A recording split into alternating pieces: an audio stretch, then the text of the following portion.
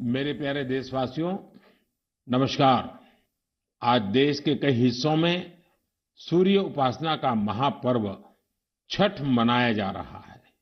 छठ पर्व का हिस्सा बनने के लिए लाखों श्रद्धालु अपने गांव, अपने घर, अपने परिवार के बीच पहुंचे हैं। मेरी प्रार्थना है कि छठ मैया सबकी समृद्धि, सबके कल्याण का आशीर्वाद दे। साथियों, सूर्य उपासना की परंपरा इस बात का प्रमाण है कि हमारी संस्कृति, हमारी आस्था का प्रकृति से कितना गहरा जुड़ाव है। इस पूजा के जरिए हमारे जीवन में सूर्य के प्रकाश का महत्व समझाया गया है। साथ ही ये संदेश भी दिया गया है कि उतार चढ़ाव जीवन का अभिन्न हिस्सा है। इसलिए हमें हर परिस्थिति में एक समान भाव रखना चाहिए। छठ मैया की पूजा में भांति भांति के फलों और ठेकुआ का प्रसाद चढ़ाया जाता है। इसका व्रत भी किसी कठिन साधना से कम नहीं होता। छठ पूजा की एक और खास बात होती है कि इसमें पूजा के लिए जिन वस्तुओं का इस्तेमाल होता है उसे समाज के विभिन्न लोग मिलकर तैयार करते हैं। इसमें बांस की बनी टोकरी या सुपली का उपयोग होता है। मिट्टी के दियों का अपना महत्व होता है। इसके जरिए चने की पैदावार करने वाले किसान और बतासे बनाने वाले छोटे उद्यमियों का समाज में महत्व स्थापित किया गया है। इनके सहयोग के बिना छठ की पूजा संपन्न ही नहीं हो सकती। छठ का पर्व हमारे जीवन में स्वच्छता के महत्व पर भी जोर देता है। इस पर्व के आने पर सामुदायिक स्तर पर सड़क, नदी, घाट, पानी के विभिन्न स्रोत सबकी सफाई की जाती है। छठ का पर्व एक भारत श्रेष्ठ भारत का भी उदाहरण है। आज बिहार और पूर्वांचल के लोग देश के जिस भी कोने में हैं, वहां धूमधाम से छठ का आयोजन हो रहा है।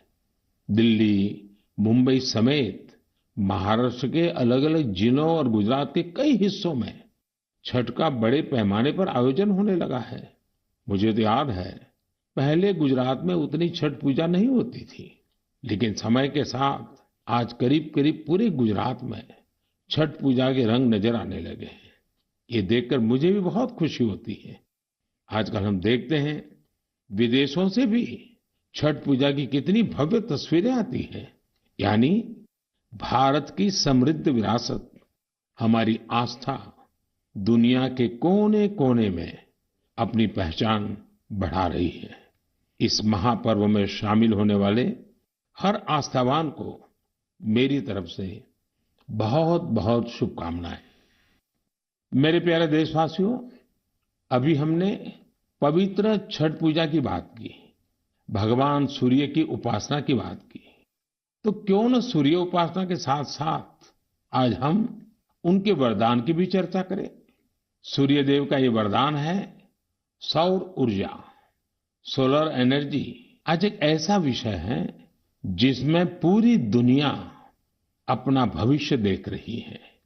और भारत के लिए तो सूर्यदेव सदियों से उपासना ही नहीं, जीवन पद्धति के भी केंद्र में रह रहे हैं। भारत आज अपने पारंपरिक अनुभवों को आधुनिक विज्ञान से जोड़ रहा है। तभी आज हम सौर ऊर्जा से बिजली बनाने वाले सबसे बड़े देशों में शामिल हो गए हैं। सौर ऊर्जा से कैसे हमारे देश के गरीब और मध्यम वर्ग के जीवन में बदलाव आ रहा है, वो भी अध्ययन का विषय है। तमिलनाडु में कांचीपुरम में एक किसान है, थिरु के एजिलन। इन्होंने पीएम कुसुम योजना का लाभ लिया और अपने खेत में 10 हॉर्स पावर का सोलर पंप सेट लगवाया। अब उन्हें अपने खेत के लिए बिजली पर कुछ खर्च नहीं करना होता है। खेत में सिंचाई के लिए अब वो सरकार की बिजली सप्लाई पर निर्भर भी नहीं है। वैसे ही राजस्थान के भरतपुर में पीएम कुसुम योजना के एक और लाभार्थी किसान हैं कमल जी मीणा। कमल जी ने खेत में सोलर पंप लगाया जिससे उनकी लागत कम हो गई है। लागत कम हुई तो आमदनी भी बढ़ गई। कमल जी सोलार बिजली से दूसरे कई छोटे उद्योगों को भी जोड़ रहे हैं। उनके इलाके में लकड़ी का काम है, गाय के गोबर से बनने वाले उत्पाद हैं, इनमें भी सोलर बिजली का इस्तेमाल हो रहा है। वो 10-12 लोगों को रोजगार भी दे रहे हैं। यानी कुसुम योजना से कमल जी ने जो शुरुआत की, उसकी महक कितने ही लोगों तक पहुंचने लगी है। साथियों, क्या आप कभी कल्पना कर सकते हैं कि आप महीने भर बिजली का उपयोग करें और आपका बिजली बिल आने के बजाय आपको बिजली के पैसे मिले? सौर ऊर्जा ने ये भी कर दिखाया है। आपने कुछ दिन पहले देश के पहले सूर्यग्राम गुजरात के मोढेरा की खूब चर्चा सुनी होगी। मोढेरा सूर्यग्राम के ज्यादातर घर सोलर पावर से बिजली पैदा करने लगे हैं। अब वहां के कई घरों में महीने के आखिर में बिजली का बिल नहीं आ रहा, बल्कि बिजली से कमाई का चेक आ रहा है। ये होता देख अब देश के बहुत से गांवों के लोग मुझे चिट्ठियां लिखकर कह रहे हैं कि उनके गांव को भी सूर्यग्राम में बदला जाए। यानी वो दिन दूर नहीं जब भारत में सूर्य ग्रामों का निर्माण बहुत बड़ा जन आंदोलन बनेगा। और इसकी शुरुआत मोढेरा गांव के लोग कर ही चुके हैं। आइए मन की बात के श्रोताओं को भी मोढेरा के लोगों से मिलवाते हैं। हमारे साथ इस समय फोन लाइन पर जुड़े हैं श्रीमान विपिन भाई पटेल। विपिन भाई नमस्ते। देखिए, अब तो मोढेरा पूरे देश के लिए एक मॉडल के रूप में चर्चा में आ गया है। लेकिन जब आपको अपने रिश्तेदार परिचित सब बातें पूछते होंगे तो आप उनको क्या बताते हैं? क्या फायदा हुआ? सर, लोग हमारे को पूछते हैं तो हम कहते हैं कि हमारे जो बिजली बिल आता था, लाइट बिल, वो अभी 0 आ रहा है और कभी 70 रुपये आता है। पर लेकिन हमारे पूरे गांव में जो आर्थिक परिस्थिति है वो सुधर रही है। यानी एक प्रकार से पहले जो बिजली बिल की चिंता थी वो खत्म हो गई। हाँ सर, वो तो बात सही है सर। तो अभी तो कोई टेंशन नहीं पूरे गांव में। सब लोग को लग रहा है कि सर ने जो किया तो वो तो बहुत अच्छा किया है। वो खुश है सर, आनंदित हो रहे हैं सब। अब अपने घर में ही खुद ही बिजली का कारखाना के मालिक बन गए। खुद का अपना घर के छत पे बिजली बन रही है। हाँ, बात सही है सर। तो क्या ये बदलाव जो आया है उसकी गांव के लोगों पे क्या असर है? सर, वो पूरे गांव के लोग वो खेती कर रहे हैं तो फिर हमारे को बिजली की जो झंझट थी तो उसमें मुक्ति हो गई है। बिजली का बिल तो भरना नहीं है, निश्चित हो गए है सर। मतलब बिजली का बिल भी गया और सुविधा बढ़ गई, झंझट भी गया सर। और सब जब आप यहाँ आए थे और तो 3D शो जो यहाँ उद्घाटन किया तो इसके बाद तो मोढेरा गांव में 4 चांद लग गए सर। और वो जो सेक्रेटरी आए थे सर, जी जी, तो वो गांव फेमस हो गया सर। या यूएन के सेक्रेटरी जनरल, उनकी खुद की इच्छा थी। उन्होंने मुझे बड़ा आग्रह किया कि भाई इतना बड़ा काम किया है तो मैं वहां जाके देखना चाहता हूँ। चलिए विपिन भाई, आपको और आपके गांव के सब लोगों को मेरी तरफ से बहुत बहुत शुभकामनाएं। और दुनिया आप में से प्रेरणा ले और ये सोलर एनर्जी का अभियान घर घर चले। ठीक है सर, वो हम लोगों को बताएंगे कि भाई सोलर लगवाओ, आपके पैसे से भी लगवाओ तो बहुत फायदा है। हाँ, लोगों को समझाइए। चलिए, बहुत बहुत शुभकामनाएं। धन्यवाद भैया। Thank you sir, thank you sir. मेरा जीवन धन्य हो गया आपसे बात करके। विपिन भाई का बहुत बहुत धन्यवाद। आइए अब मोढेरा गांव में वर्षा बहन से भी बात करेंगे। हेलो, नमस्ते सर। नमस्ते नमस्ते। वर्षा बहन कैसी हैं आप? बहुत अच्छे हैं सर, आप कैसे हैं? मैं बहुत ठीक हूँ। हम धन्य हो गए सर आपसे बात करके। अच्छा वर्षा बहन, हाँ, आप मोढेरा में, आप तो एक तो फौजी परिवार से हैं। फौजी परिवार से हूँ मैं, आर्मी एक्समैन की वाइफ बोल रही हूँ सर। तो पहले हिंदुस्तान में कहाँ कहाँ जाने का मौका मिला आपको? मुझे राजस्थान में मिला, गांधीनगर में मिला, कचरा का जो जम्मू है वहाँ पर मिला मौका साथ में रहने का। बहुत सुविधा वहाँ पर मिल रही थी सर। और ये फौज में होने के कारण आप हिंदी भी बढ़िया बोल रही हो। हाँ, सीखा है सर। मुझे बताइए, मोढेरा में जो इतना बड़ा परिवर्तन आया, ये सोलर रूफटॉप प्लांट आपने लगवा दिया, जो शुरू में लोग कह रहे होंगे तब तो आपको मन में आया होगा ये क्या मतलब है, क्या कर रहे हैं, क्या होगा, ऐसे थोड़ी बिजली आती है, सब बातें हैं कि आपके मन में आई होगी। अब क्या अनुभव आ रहा है, इसका फायदा क्या हुआ है?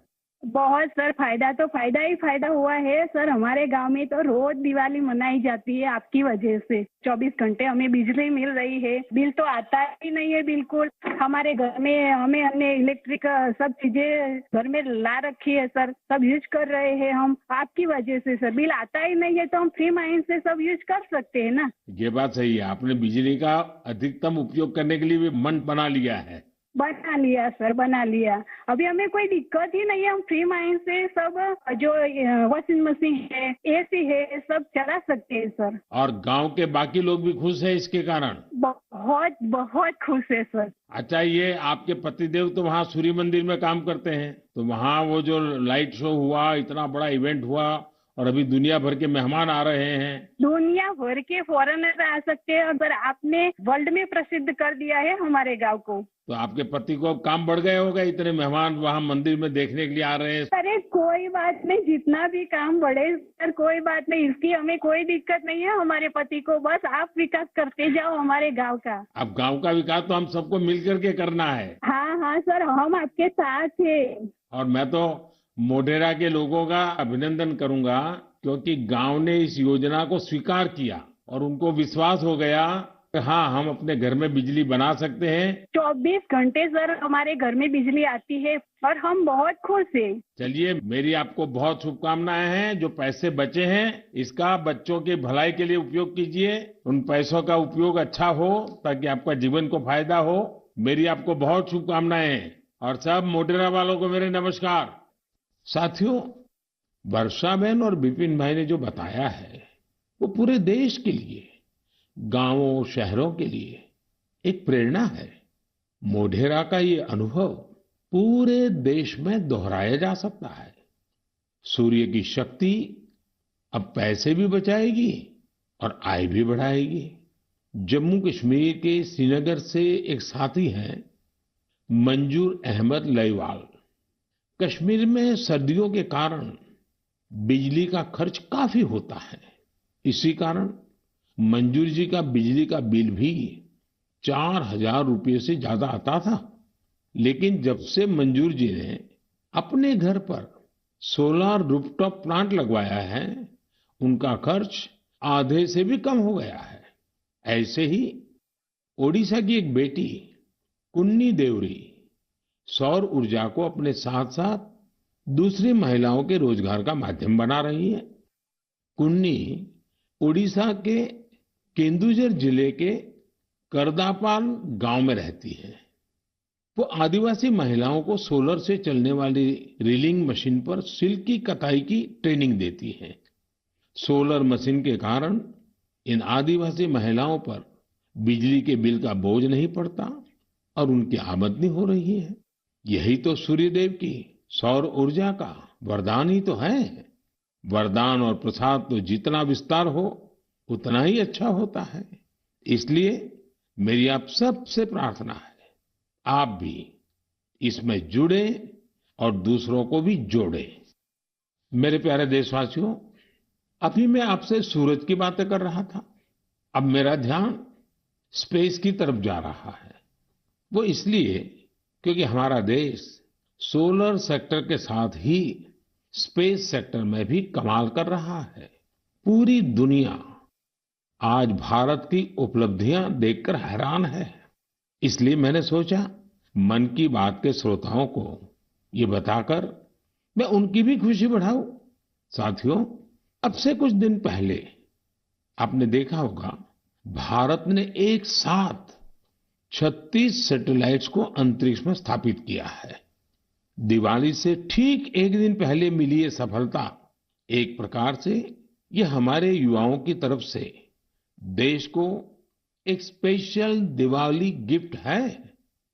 इस लॉन्चिंग से कश्मीर से कन्याकुमारी और कच्छ से कोहिमा तक पूरे देश में डिजिटल कनेक्टिविटी को और मजबूती मिलेगी। इसकी मदद से बेहद दूर दराज के इलाके भी देश के बाकी हिस्सों से और आसानी से जुड़ जाएंगे। देश जब आत्मनिर्भर होता है तो कैसे सफलता की नई ऊंचाई पर पहुंचता जाता है, ये इसका भी एक उदाहरण है।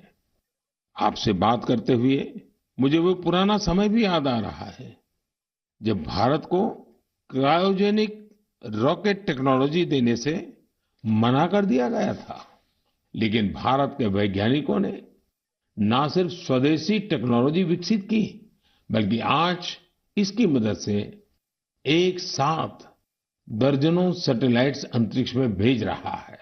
इस लॉन्चिंग के साथ भारत ग्लोबल कॉमर्शियल मार्केट में एक मजबूत प्लेयर बनकर उभरा है। इससे अंतरिक्ष के क्षेत्र में भारत के लिए अवसरों के नए द्वार भी खुले हैं। साथियों, विकसित भारत का संकल्प लेकर चल रहा हमारा देश सबका प्रयास से ही अपने लक्ष्यों को प्राप्त कर सकता है। भारत में पहले स्पेस सेक्टर सरकारी व्यवस्थाओं के दायरे में ही सिमटा हुआ था। जब ये स्पेस सेक्टर भारत के युवाओं के लिए, भारत के प्राइवेट सेक्टर के लिए खोल दिया गया, तब से इसमें क्रांतिकारी परिवर्तन आने लगे हैं। भारतीय इंडस्ट्री और स्टार्टअप्स इस क्षेत्र में नए नए इनोवेशंस और नई नई टेक्नोलॉजी लाने में जुटे हैं। विशेषकर इन स्पेस के सहयोग से इस क्षेत्र में बड़ा बदलाव होने जा रहा है। इन स्पेस के जरिए गैर सरकारी कंपनियों को भी अपने पेलोड्स और सैटेलाइट लॉन्च करने की सुविधा मिल रही है। मैं अधिक से अधिक स्टार्टअप्स और इनोवेटर्स से आग्रह करूंगा कि वे स्पेस सेक्टर में भारत में बन रहे इन बड़े अवसरों का पूरा लाभ उठाएं।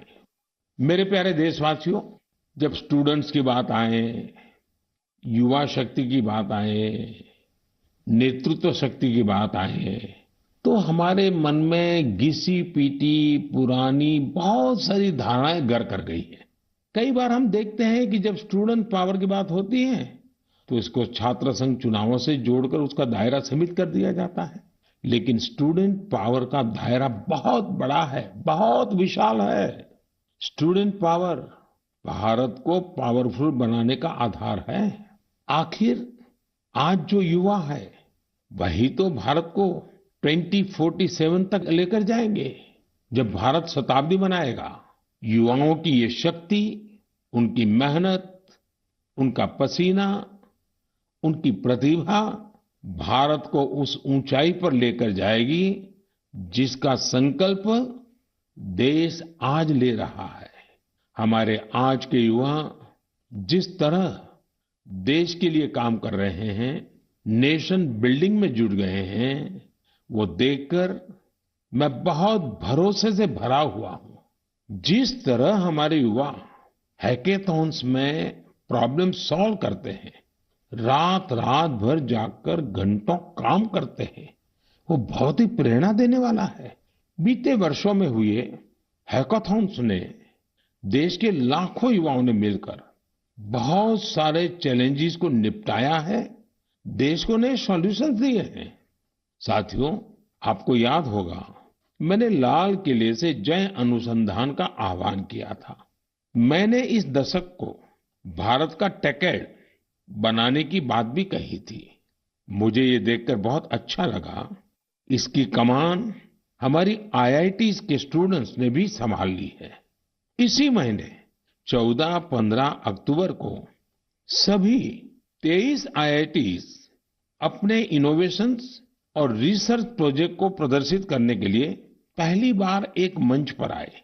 इस मेले में देश भर से चुनकर आए स्टूडेंट्स और रिसर्चर्स, उन्होंने 75 से अधिक बेहतरीन प्रोजेक्ट्स को प्रदर्शित किया।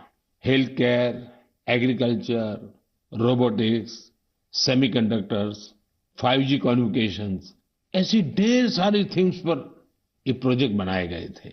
वैसे तो ये सारे ही प्रोजेक्ट एक से बढ़कर एक थे, लेकिन मैं कुछ प्रोजेक्ट्स के बारे में आपका ध्यान आकर्षित करना चाहता हूं।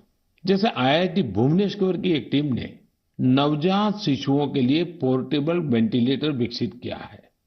ये बैटरी से चलता है और इसका उपयोग दूर दराज के क्षेत्रों में आसानी से किया जा सकता है। ये उन बच्चों का जीवन बचाने में बहुत मददगार साबित हो सकता है जिनका जन्म तय समय से पहले हो जाता है। इलेक्ट्रिक मोबिलिटी हो, ड्रोन टेक्नोलॉजी हो, 5G हो, हमारे बहुत सारे छात्र इनसे जुड़ी नई टेक्नोलॉजी विकसित करने में जुटे हैं।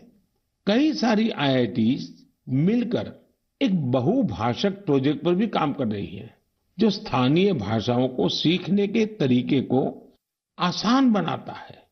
ये प्रोजेक्ट नई राष्ट्रीय शिक्षा नीति को, उन लक्ष्यों को प्राप्ति में भी बहुत मदद करेगा। आपको ये जानकर भी अच्छा लगेगा कि IIT मद्रास और IIT कानपुर ने भारत के स्वदेशी 5G टेस्ट बेड को तैयार करने में अग्रणी भूमिका निभाई है। निश्चित रूप से यह एक शानदार शुरुआत है। मुझे आशा है कि आने वाले समय में इस तरह के कई और प्रयास देखने को मिलेंगे। मुझे यह भी उम्मीद है कि IIT से प्रेरणा लेकर दूसरे इंस्टीट्यूशंस भी अनुसंधान एवं विकास से जुड़ी अपनी एक्टिविटीज में तेजी लाएंगे। मेरे प्यारे देशवासियों, पर्यावरण के प्रति संवेदनशीलता हमारे समाज के कण कण में समाहित है और इसे हम अपने चारों ओर महसूस कर सकते हैं। देश में ऐसे लोगों की कमी नहीं जो पर्यावरण की रक्षा के लिए अपना जीवन खपा देते हैं। कर्नाटका के बेंगलुरु में रहने वाले सुरेश कुमार जी से भी हम बहुत कुछ सीख सकते हैं। उनमें प्रकृति और पर्यावरण की रक्षा के लिए गजब का जुनून है। 20 साल पहले उन्होंने शहर के सहकार नगर के एक जंगल को फिर से हरा भरा करने का बीड़ा उठाया था। ये काम मुश्किलों से भरा था, लेकिन 20 साल पहले लगाए गए वो पौधे आज 40-40 फीट ऊंचे विशालकाय पेड़ बन चुके हैं। अब इनकी सुंदरता हर किसी का मन मोह लेती है। इससे वहां रहने वाले लोगों को भी बड़े गर्व की अनुभूति होती है। सुरेश कुमार जी और एक अद्भुत काम भी करते हैं। उन्होंने कन्नड़ा भाषा और संस्कृति को बढ़ावा देने के लिए सहकार नगर में एक बस शेल्टर भी बनाया है। वो सैकड़ों लोगों को कन्नड़ा में लिखी ब्रास प्लेट्स भी भेंट कर चुके हैं। इकोलॉजी और कल्चर दोनों साथ साथ आगे बढ़े और फले फूले। सोचिए, ये कितनी बड़ी बात है। साथियों, आज इको फ्रेंडली लिविंग और इको फ्रेंडली प्रोडक्ट्स को लेकर लोगों में पहले से कहीं अधिक जागरूकता दिख रही है। मुझे तमिलनाडु के एक ऐसे ही दिलचस्प प्रयास के बारे में भी जानने का मौका मिला। ये शानदार प्रयास कोयम्बटूर के अनाईकट्टी में आदिवासी महिलाओं की एक टीम का है। इन महिलाओं ने निर्यात के लिए 10,000 eco friendly terracotta tea cup का निर्माण किया। कमाल की बात तो ये है कि टेराकोटा टी कप्स बनाने की पूरी जिम्मेदारी इन महिलाओं ने खुद ही उठाई। क्ले मिक्सिंग से लेकर फाइनल पैकेजिंग तक सारे काम स्वयं किए। इसके लिए इन्होंने प्रशिक्षण भी लिया था। इस अद्भुत प्रयास की जितनी भी प्रशंसा की जाए कम है। साथियों, त्रिपुरा के कुछ गांवों ने भी बड़ी अच्छी सीख दी है। आप लोगों ने बायो विलेज तो जरूर सुना होगा, लेकिन त्रिपुरा के कुछ गांव बायो विलेज 2 की सीढ़ी चढ़ गए हैं। बायो विलेज 2 में इस बात पर जोर होता है कि प्राकृतिक आपदाओं से होने वाले नुकसान को कैसे कम से कम किया जाए। इसमें विभिन्न उपायों से लोगों के जीवन स्तर को बेहतर बनाने पर पूरा ध्यान दिया जाता है। Solar energy, biogas, bee keeping और बायो फर्टिलाइजर, इन सब पर पूरा फोकस रहता है। कुल मिलाकर अगर देखें तो जलवायु परिवर्तन के खिलाफ अभियान को बायो विलेज 2 बहुत मजबूती देने वाला है। मैं देश के अलग अलग हिस्सों में पर्यावरण संरक्षण को लेकर बढ़ रहे उत्साह को देखकर बहुत ही खुश हूं। कुछ दिन पहले ही भारत में पर्यावरण की रक्षा के लिए समर्पित मिशन लाइफ को भी लॉन्च किया गया है। मिशन लाइफ का सीधा सिद्धांत है, ऐसी जीवन शैली, ऐसी लाइफस्टाइल को बढ़ावा जो पर्यावरण को नुकसान न पहुंचाए। मेरा आग्रह है कि आप भी मिशन लाइफ को जानिए, उसे अपनाने का प्रयास कीजिए। साथियों, कल 31 अक्टूबर को राष्ट्रीय एकता दिवस है। सरदार वल्लभ भाई पटेल जी की जन्म जयंती का पुण्य अवसर है। इस दिन देश के कोने कोने में रन फॉर यूनिटी का आयोजन किया जाता है। ये दौड़ देश में एकता के सूत्र को मजबूत करती है, हमारे युवाओं को प्रेरित करती है। अब से कुछ दिन पहले ऐसी ही भावना हमारे राष्ट्रीय खेलों के दौरान भी देखी है। जुड़ेगा इंडिया तो जीतेगा इंडिया, इस थीम के साथ राष्ट्रीय खेलों ने जहां एकता का मजबूत संदेश दिया, वहीं भारत की खेल संस्कृति को भी बढ़ावा देने का काम किया है। आपको ये जानकर खुशी होगी कि हम भारत में राष्ट्रीय खेलों का अब तक का सबसे बड़ा आयोजन था। इसमें 36 खेलों को शामिल किया गया, जिसमें 7 नई और 2 स्वदेशी स्पर्धा योगासन और मलखंब भी शामिल रही। गोल्ड मेडल जीतने में सबसे आगे जो 3 टीमें रही, वे हैं सर्विसेज की टीम, महाराष्ट्र और हरियाणा की टीम। इन खेलों में 6 नेशनल रिकॉर्ड्स और करीब करीब 60 नेशनल गेम्स रिकॉर्ड्स भी बने। मैं पदक जीतने वाले, नए रिकॉर्ड बनाने वाले, इस खेल प्रतियोगिता में हिस्सा लेने वाले सभी खिलाड़ियों को बहुत बहुत बधाई देता हूं। मैं इन खिलाड़ियों के सुनहरे भविष्य की कामना भी करता हूं।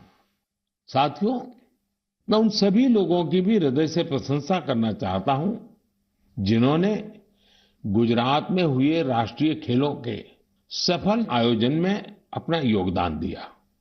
आपने देखा है कि गुजरात में तो राष्ट्रीय खेल नवरात्रि के दौरान हुए। इन खेलों के आयोजन से पहले एक बार तो मेरे मन में भी आया कि इस समय तो पूरा गुजरात इन उत्सवों में जुटा होता है, तो लोग इन खेलों का आनंद कैसे ले पाएंगे। इतनी बड़ी व्यवस्था और दूसरी तरफ नवरात्रि के गरबा वगैरह का इंतजाम, ये सारे काम गुजरात एक साथ कैसे कर लेगा। लेकिन गुजरात के लोगों ने अपने आतिथ्य सत्कार से सभी मेहमानों को खुश कर दिया। अहमदाबाद में नेशनल गेम्स के दौरान जिस तरह कला, खेल और संस्कृति का संगम हुआ, वह उल्लास से भर देने वाला था। खिलाड़ी भी दिन में जहां खेल में हिस्सा लेते थे, वहीं शाम को वे गरबा और डांडिया के रंग में डूब जाते थे। उन्होंने गुजराती खाना और नवरात्रि की तस्वीरें भी सोशल मीडिया पर खूब शेयर की।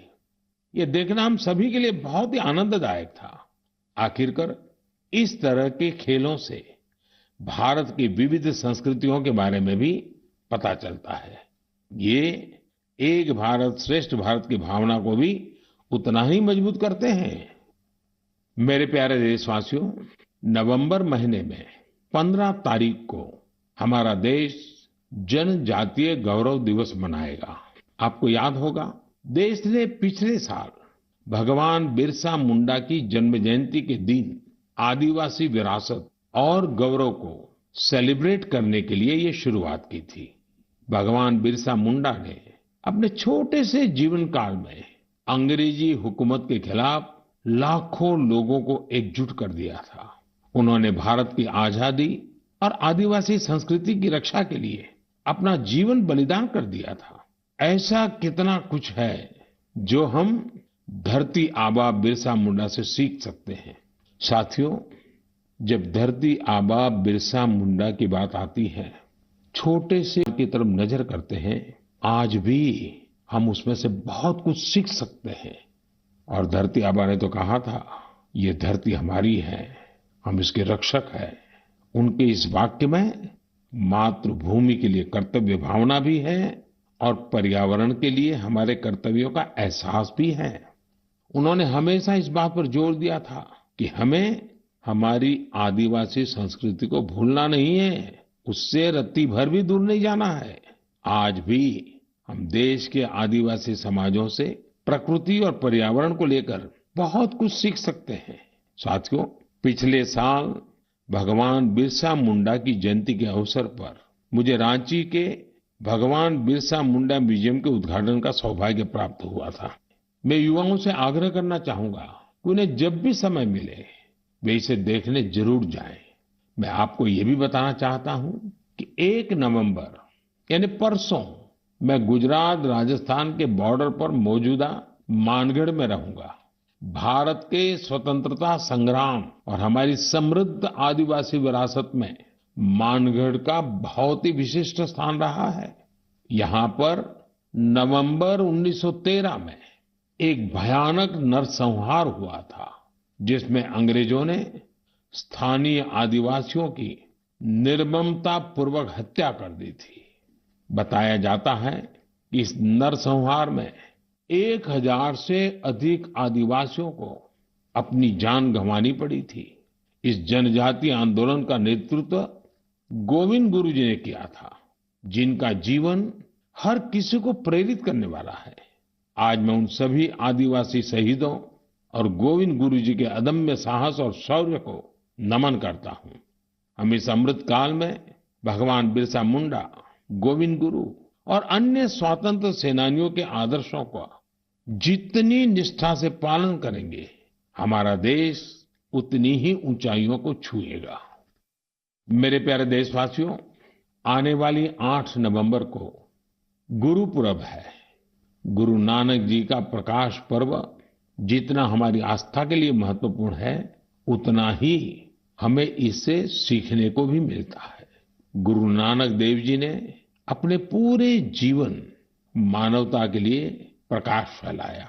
पिछले कुछ वर्षों में देश ने गुरुओं के प्रकाश को जन जन तक पहुंचाने के लिए अनेकों प्रयास किए हैं।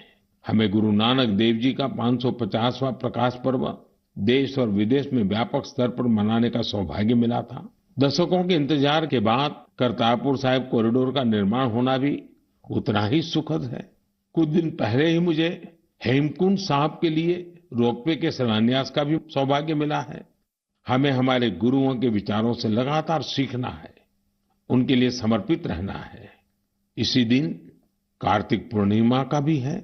इस दिन हम तीर्थों में, नदियों में स्नान करते हैं, सेवा और दान करते हैं। मैं आप सभी को इन पर्वों की हार्दिक बधाई देता हूं। आने वाले दिनों में कई राज्य अपने राज्य दिवस भी मनाएंगे। आंध्र प्रदेश अपना स्थापना दिवस मनाएगा, केरला पिरावी मनाया जाएगा, कर्नाटका राज्योत्सव मनाया जाएगा। इसी तरह मध्य प्रदेश, छत्तीसगढ़ और हरियाणा भी अपने राज्य दिवस मनाएंगे। मैं इन सभी राज्यों के लोगों को शुभकामनाएं देता हूं। हमारे सभी राज्यों में एक दूसरे से सीखने की, सहयोग करने की और मिलकर काम करने की स्पिरिट जितनी मजबूत होगी, देश उतना ही आगे जाएगा। मुझे विश्वास है हम इसी भावना से आगे बढ़ेंगे।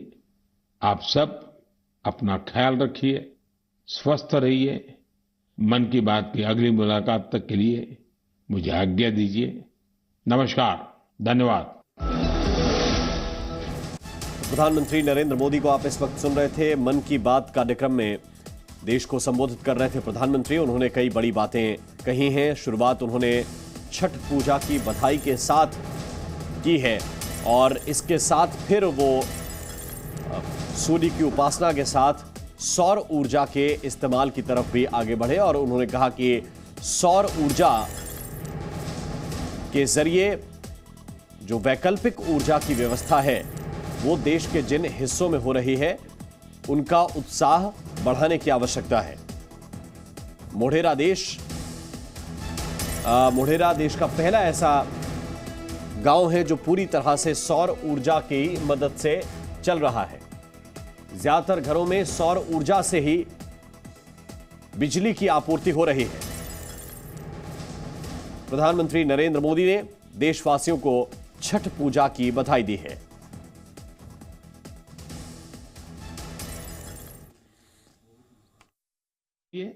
हमें हर परिस्थिति में एक समान भाव रखना चाहिए। छठ मैया की पूजा में भांति भांति के फलों और ठेकुआ का प्रसाद चढ़ाया जाता है। इसका व्रत भी किसी कठिन साधना से कम नहीं होता। छठ पूजा की एक और खास बात होती है कि इसमें पूजा के लिए जिन वस्तुओं का इस्तेमाल होता है उसे समाज के विभिन्न लोग मिलकर तैयार करते हैं। इसमें बांस की बनी टोकरी या सुपली का उपयोग होता है। मिट्टी के दियों का अपना महत्व होता है। इसके जरिए चने की पैदावार करने वाले किसान और बतासे बनाने वाले छोटे उद्यमियों का समाज में महत्व स्थापित किया गया है।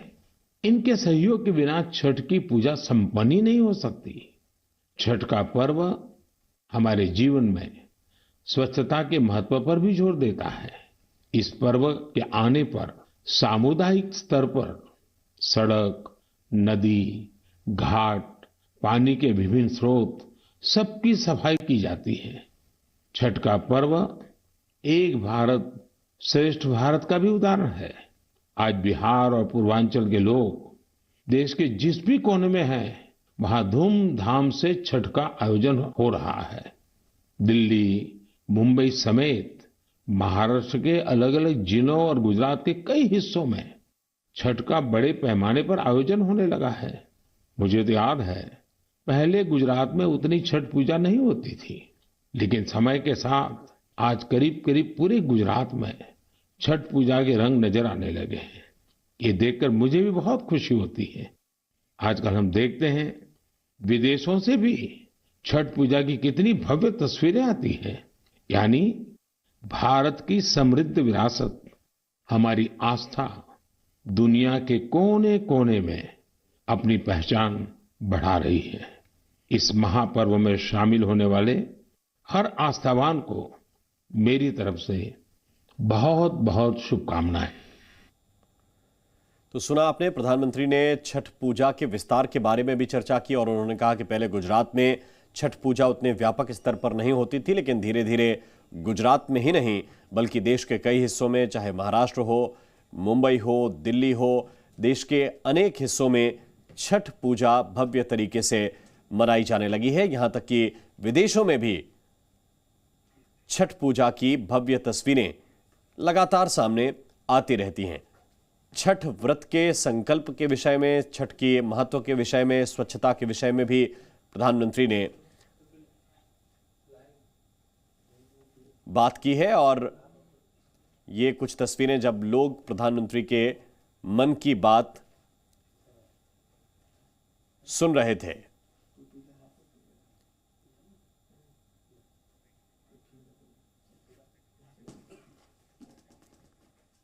और ये भी प्रधानमंत्री ने कहा कि देश भर में रन फॉर यूनिटी का आयोजन होगा। सरदार पटेल की जयंती पर दौड़ एकता के सूत्र को मजबूत करती है। प्रधानमंत्री ने कहा है भारत खेल संस्कृति को बढ़ावा दे रहा है। प्रधानमंत्री ने यह बात भी कही है। गुजरात में राष्ट्रीय खेलों के सफल आयोजन के बारे में भी प्रधानमंत्री ने बात की है। कल सरदार पटेल की जयंती का कार्यक्रम है और इस मौके पर देश भर में रन फॉर यूनिटी, एकता के लिए दौड़ का आयोजन है। प्रधानमंत्री ने इस दौरान सौर ऊर्जा के महत्व को भी इंगित किया है और यह भी बताया कि मोढेरा देश का पहला सूर्य ग्राम बना है। भगवान सूर्य की उपासना की बात की, तो क्यों न सूर्य उपासना के साथ साथ आज हम उनके वरदान की भी चर्चा करें। सूर्य देव का ये वरदान है सौर ऊर्जा, सोलर एनर्जी। आज एक ऐसा विषय है जिसमें पूरी दुनिया अपना भविष्य देख रही है और भारत के लिए तो सूर्यदेव सदियों से उपासना ही नहीं, जीवन पद्धति के भी केंद्र में रह रहे हैं। भारत आज अपने पारंपरिक अनुभवों को आधुनिक विज्ञान से जोड़ रहा है। तभी आज हम सौर ऊर्जा से बिजली बनाने वाले सबसे बड़े देशों में शामिल हो गए हैं। सौर ऊर्जा से कैसे हमारे देश के गरीब और मध्यम वर्ग के जीवन में बदलाव आ रहा है, वो भी अध्ययन का विषय है। तमिलनाडु में कांचीपुरम में एक किसान है, थिरु के एजिलन। इन्होंने पीएम कुसुम योजना का लाभ लिया और अपने खेत में 10 हॉर्स पावर का सोलर पंप सेट लगवाया। अब उन्हें अपने खेत के लिए बिजली पर कुछ खर्च नहीं करना होता है। खेत में सिंचाई के लिए अब वो सरकार की बिजली सप्लाई पर निर्भर भी नहीं है। वैसे ही राजस्थान के भरतपुर में पीएम कुसुम योजना के एक और लाभार्थी किसान हैं कमल जी मीणा। कमल जी ने खेत में सोलर पंप लगाया, जिससे उनकी लागत कम हो गई है। लागत कम हुई तो आमदनी भी बढ़ गई। कमल जी सोलार बिजली से दूसरे कई छोटे उद्योगों को भी जोड़ रहे हैं। उनके इलाके में लकड़ी का काम है, गाय के गोबर से बनने वाले उत्पाद हैं, इनमें भी सोलर बिजली का इस्तेमाल हो रहा है। वो 10-12 लोगों को रोजगार भी दे रहे हैं। यानी कुसुम योजना से कमल जी ने जो शुरुआत की, उसकी महक कितने ही लोगों तक पहुंची।